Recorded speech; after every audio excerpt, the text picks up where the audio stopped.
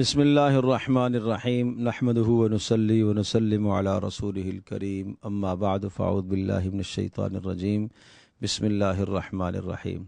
یعتذرون الیکم اذا رجعتم الیہم قل لا تعتذروا لن نؤمن لکم قد نبأنا اللہ من اخبارکم وسیر اللہ عملکم ورسولہ ثم تردون الی عالم الغیب والشہادہ فینبئکم بما کنتم تعملون۔ 11ویں پارے کے شروع میں سورۃ التوبہ کا وہ حصہ ہے جس میں منافقوں کے کچھ احوال ہیں، اور منافقوں کے احوال یعنی وہ منافق جو غزوہ تبوک میں شریک نہیں ہوئے تھے، اور رسول اللہ صلی اللہ تعالیٰ علیہ وسلم جب غزوے سے واپس تشریف لائے تو قسم قسم کے انہوں نے ہیلے اور بہانے گھڑ لیے اور اپنے آپ کو رسول اللہ صلی اللہ تعالیٰ علیہ وسلم کی نظروں میں بلند کرنے کے لیے ہمدردی کے دعوے، محبت کے دعوے، تعلق کے دعوے اور اپنے بے شمار اعذار انہوں نے پیش کیے۔ تو کہا آپ ان سے کہہ دیجئے کہ آپ معذرتیں نہ کریں، اللہ تبارک و تعالیٰ تمہارے حالات کو خوب جانتا ہے۔ البتہ کچھ اس موقع پر ایسے لوگ بھی تھے جو پکے سچے مسلمان تھے، لیکن اپنے اعذار کی بنیاد پر یا کسی بھی وجہ سے وہ پیچھے رہ گئے، اس غزوے میں نہیں جا سکے، تو ان کا بھی یہاں پر بیان ہے، اور اللہ کی طرف سے ان کے لیے سخت ڈانٹ ڈپٹ کا فیصلہ ہوا، اور وہ یہ کہ رسول اللہ صلی اللہ تعالیٰ علیہ وسلم نے ان سے بات کرنے سے منع فرما دیا کہ کوئی بھی شخص ان سے بات چیت نہ کرے، تعلق نہ رکھے، اور کچھ وقت کے بعد پھر اللہ پاک نے ان کی توبہ کو بھی قبول فرمایا، اور ان کی توبہ کا پھر تذکرہ ہے وعلی الثلاثة الذین خلفوا حتی اذا ضاقت علیہم الارض بما رحبت وضاقت علیہم انفسہم وظنوا ان لا ملجأ من اللہ الا الیہ۔ ایسا حال ہو گیا کہ ان اشخاص پر زمین باوجود وسعت کے تنگ ہو گئی، اس قدر پریشان ہو گئے، پھر اللہ پاک نے ان کی توبہ کو قبول فرمایا۔ تو اس میں ایک تنبیہ فرمائی ہے کہ اپنے جو مخلصین ہوتے ہیں ان کو ہر جگہ میں ان کو ساتھ جانا چاہیے، رسول اللہ صلی اللہ تعالی وسلم کی پکار پر، آپ کی دعوت پر لازماً لبیک انہیں کہنا چاہیے، اور اگر وہ نہیں گئے تو اللہ کی طرف سے ان کے لیے ڈانٹ ڈپٹ آئی ہے۔ اور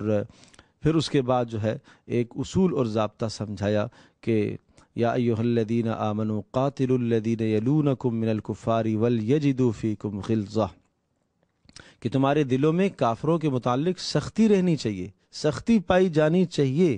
کافروں کے متعلق نرم گوشہ، اور کافروں کے متعلق دلی دوستی کی تمنائیں اور حسرتیں، اور ان کے پاس تم اپنی عزتیں سمجھو، یہ تمہارا مزاج نہیں ہونا چاہیے۔ تمہارے دلوں کے اندر کافروں کے لیے ایک سختی کا پہلو ہو۔ لقد جاءکم رسول من انفسکم عزیز علیہ ما عنتم، رسول اللہ صلی اللہ علیہ وسلم کی عظمت کو بیان فرمایا کہ عظیم الشان رسول اللہ پاک نے تمہیں عطا فرمایا ہے۔ اور اس سورہ مبارکہ کے آخر میں یہ جو کلمات ہیں حسبی اللہ لا الہ الا ہو علیہ توکلت وہو رب العرش العظیم، صبح کو شام کو ان کلمات کو 7 مرتبہ پڑھا جائے۔ رسول اللہ صلی اللہ علیہ وسلم نے ارشاد فرمایا جو آدمی صبح کو 7 مرتبہ پڑھتا ہے، شام کو 7 مرتبہ پڑھتا ہے، اللہ پاک صبح کو پڑھتا ہے تو شام تک اس کے سارے کاموں کو بناتا ہے، شام کو پڑھتا ہے تو صبح تک اللہ پاک اس کے سارے کاموں کو سنوارتا ہے۔ اس کا اہتمام کرنا چاہیے، معمول بنانا چاہیے۔ اس کے بعد سورہ یونس ہے، یہ مکی سورہ ہے، اور اس سورہ مبارکہ کے اندر اللہ پاک کی قدرت کے بڑے بڑے دلائل اور اللہ پاک کی نعمتوں کا بیان ہے۔ جس طرح سے پیچھے سورہ اعراف گزری ہے، اور سورۃ الاعراف اور سورۃ الانعام ان دونوں کا آپس میں جیسا تعلق تھا کہ سورۃ الانعام کے اندر اللہ کی قدرت کے دلائل بھی تھے، نعمتیں بھی تھیں، گویا کہ تذکیر بآلاء اللہ کی نعمتوں کے ذریعے سے امت کو متوجہ کرنا، اور پھر اعراف میں تذکیر بایام اللہ کہ گزشتہ قوموں پر جو آئے ہوئے عذابات تھے ان عذابات کے ذریعے سے متوجہ کرنا۔ وہی نسبت، وہی تعلق اور نوعیت ان دونوں صورتوں کے اندر بھی ہے کہ سورہ یونس کے اندر گو ہے کہ تذکیر بآلاء اللہ کی نعمتیں، اللہ کی قدرت کے دلائل، اور اسی طرح سے دعوت کے اسلوب اور دنیا کی مثالیں ذکر کر کے سمجھایا ہے۔ اور اس کے آخر میں جا کر پھر کچھ احوال ایسے آئے ہیں، حضرت موسیٰ علیہ السلام کا بھی کچھ تذکرہ ہے، اور اسی طرح سے حضرت نوح علیہ السلام کا بھی کچھ تذکرہ ہے۔ اور یا ایھا الناس قد جاءتکم موعظۃ من ربکم وشفاء لما فی الصدور، پھر قرآن مجید وہ اللہ کا کلام ہے جو تمہارے لیے نصیحت ہے، تمہارے لیے شفا ہے، تمہارے لیے ہدایت ہے، تمہارے لیے رحمت ہے۔ 4 صفات یہاں قرآن کی ذکر ہوئی ہیں، ایک موعظہ، نمبر 2 شفا، نمبر 3 ہدایت، نمبر 4 رحمت۔ تو پہلے جب آدمی اللہ کا کلام سنتا ہے، پڑھتا ہے عمل کی نیت سے، تو یہ موعظہ ہے۔ موعظہ کا معنی وہ کلام جس سے آدمی کی زندگی بدل جائے، جس میں واقعات بھی ہوں، قصص بھی ہوں، گزشتہ حالات بھی ہوں، جنت کی خوشخبریاں بھی ہوں، جہنم کے عذابوں کے ڈراوے بھی ہوں، اور دنیاوی عذابوں کے نمونے بھی ہوں۔ یہ موعظہ کہلاتا ہے، جس سے آدمی کا دل نرم پڑ جاتا ہے۔ جب دل آدمی کا نرم پڑتا ہے تو اس دل نرم پڑنے کے نتیجے میں اندر کی صفائی ہوتی ہے، صفائی ہوتی ہے۔ پھر دوسرا وصف آتا ہے شفاء لما فی الصدور۔ موعظہ کا تعلق انسان کے ظاہر سے ہے۔ آدمی کا جب ظاہر سنورا، ظاہر بہتر ہونا شروع ہوا اور ظاہر کی پاکیزگی ہوئی، صفائی ہوئی، اب شفا ہے، دل آدمی کا پلٹتا ہے، دل آدمی کا بدلتا ہے، بار بار قرآن کو سنتا ہے، بار بار قرآن کو پڑھتا ہے، تدبر کرتا ہے، غور و فکر کرتا ہے، تو اس کے بعد کیا ہے؟ شفا بنتا ہے۔ یہ یعنی انسان کے دل کو بدلتا ہے۔ اور جب یہ شفا بھی ہو گئی، یعنی دل بھی انسان کا بدل گیا، اب اس سے آدمی رہنمائی حاصل کرتا ہے اور اس کے احکام پر عمل کرتا ہے۔ جب احکام پر عمل کرتا ہے تو پھر اس کے بعد رحمتن، یہ اللہ کا کلام، یہ باعث رحمت انسان کے لیے بنتا ہے، اس دنیا میں بھی اور آخرت میں بھی۔ قل بفضل اللہ وبرحمتہ فبذلک فلیفرحوا، یہ اللہ کا فضل ہے، اس پر تمہیں خوشی کرنی چاہیے۔ اللہ کا کلام، اللہ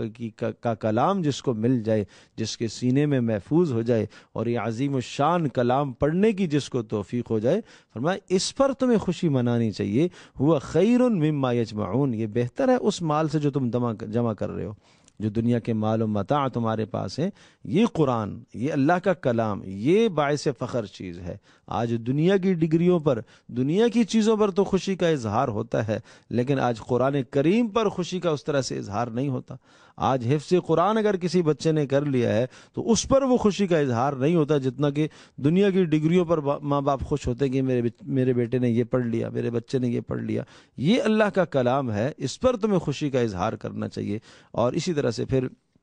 مشرکین کی کچھ باطل عقائد اور نظریات کو ذکر کرنے کے بعد حضرت نوح علیہ السلام کا قصہ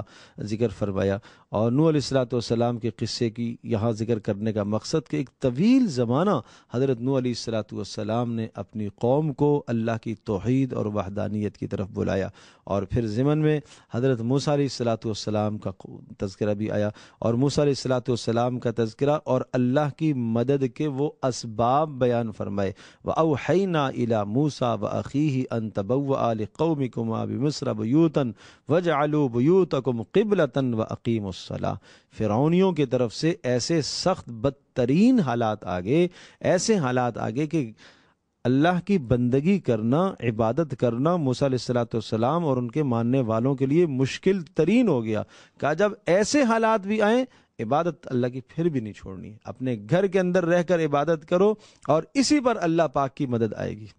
کیونکہ یہ مدد کا سبب اور ذریعہ ہے۔ اللہ کی طرف رجوع کرنا یہ اللہ کی مدد کو کھینچنے کا ذریعہ ہے۔ اور اس کے بعد پھر ایک ضابطہ اور اصول سمجھایا کہ جب اللہ کا عذاب آ جایا کرتا ہے تو پھر اللہ کے عذاب کے آنے کے بعد، عذاب کا فیصلہ ہو جانے کے بعد، عذاب سامنے آ گیا ہے تو پھر اللہ پاک کا وہ عذاب ٹلا نہیں کرتا۔ موت سے پہلے کوئی بھی کسی بھی وقت اللہ پاک سے اگر اپنے گناہوں کی معافی مانگ لیتا ہے، اللہ بخشنے والا مہربان ہے۔ قل یا ایھا الناس ان کنتم فی شک من دینی، پھر رسول اللہ صلی اللہ علیہ وسلم کے ذریعے سے ایک اعلان کرایا گیا، اور آپ یہ فرما دیجئے ان کنتم فی شک من دینی، اگر تمہیں میرے دین میں شک اور تردد ہے تو یاد رکھو میں اللہ کے سوا کسی اور کی بندگی نہیں کروں گا۔ تمہیں جس کی بندگی کرنی ہے چاہو تو کرو، مجھے صرف اللہ کی بندگی کرنی ہے، میں اللہ کے ساتھ کسی کو شریک نہیں ٹھہرا سکتا۔ اور میرا نظریہ یہ ہے وَإِن يَمْسَسْكَ اللَّهُ بِضُرٍّ فلا کاشف لہ الا ہو،